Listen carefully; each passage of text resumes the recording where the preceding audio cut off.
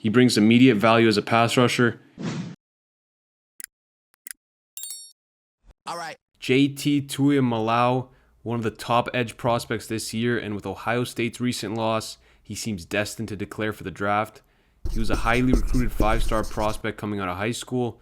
He had 2 sacks, 2 interceptions, a forced fumble, fumble recovery, tackle for loss, batted pass, 3 pressures, and 1 touchdown in a single game versus Penn State in 2022. But he earned just a 67.0 grade in the other 12 games, and overall had a 59.8 grade as a run defender.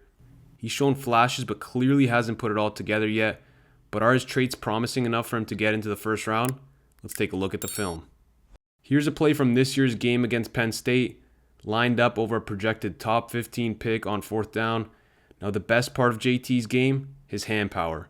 When he can get in on a lineman's chest plate and extend his arms, he can make massive dudes tumble over. Exactly what he does to Olu here.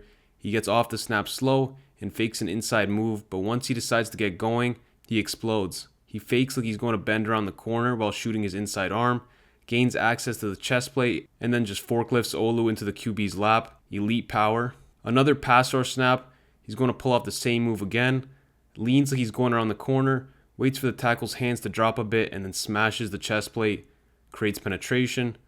So he's got a certified move he can go to, and it's impressive how quickly he can generate power. In both plays we've seen, he was slowing down as he was faking. Neither play was a straight bull rush. This quick power makes it difficult for the tackle to react and recover. And if you try to get hands on him first, he can counter inside. Tackle uses a vertical set here, trying to halt JT, who quickly processes the play, uses his hands well to swat away the contact and burst inside. Key here is that he can alter his rushes on the fly. He's not a one-trick pony. He likes and has the ability to switch it up as a pass rusher, which speaks to his mental game and his physical traits, and is why he's deemed as one of the more promising edge rushers in this class. Tackles are scared of giving up the chest plate, so when JT rushes hard like this, the tackle's arms come in tight. JT does a great job using his arm to get the hands away from him and pulls off this silky smooth spin move. Another weapon in his arsenal. When an offense tries to motion a tight end over to JT, it usually doesn't go well for them. He quickly processes offensive movement and can get off the ball quickly. He flies in here and blows up this play. The gimmicks don't work versus a guy like this. I gotta say he is a smart and disciplined football player. In this Notre Dame game, it seemed at times like he almost knew what play the offense was running.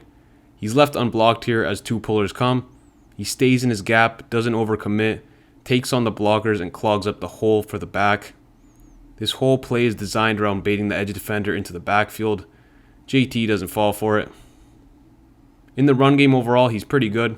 He's a big body, not the easiest to move, and he does a good job of containing plays.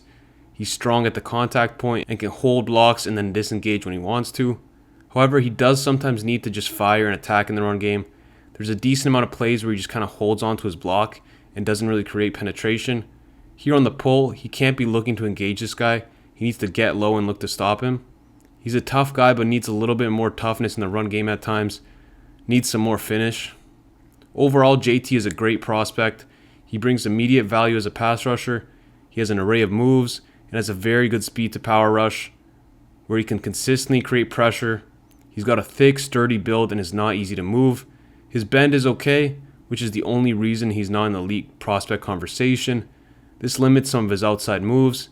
He's got solid explosiveness and change of direction, but those aren't traits he's going to win with consistently. He's got a non-stop motor and always plays with max effort. As a run defender, he's smart and disciplined, controls the edge well with his hands. I wish he was a bit more urgent and tough taking on blocks. He does make a good amount of plays and has the skill set and intangibles to immediately impact the team at the next level.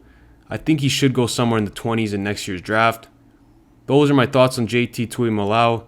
Let me know what you think about him in the comments, and let me know who I should look at in the next film session. Thanks for watching, and I'm out.